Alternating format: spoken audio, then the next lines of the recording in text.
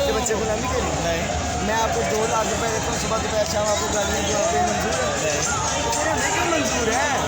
हम अपने इमरान खान के लिए जान दे रहे हैं, कह रहे हैं सब कुछ छुआऊंगा इमरान खान के लिए तो नवाज शरीफ का कहता लोग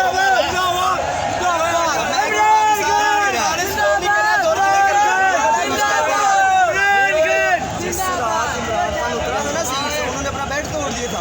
यस करके बेड तोड़ दिया था। वो क्या करेंगे जिसके सिर में बाल ही हो पाकिस्तान चलाने हैं? अच्छा इमरान खान का सबसे पसंदीदा डायलॉग कौन सा है? Absolutely not. तुम्हारा कौन सा है? कौन सा डायलॉग कौन सा पसंद है? एकदम मतलब लाइक काफी कौन सा डायलॉग? हम मत्थे रंग देंगे। हाँ ऐसा ਤੁਹਾਡਾ हम तो गुलाम है।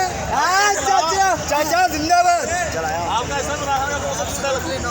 Absolutely not. मेरा एक और है, मरियम इतने प्यार से हमारा नाम नहीं लिया करूँगा।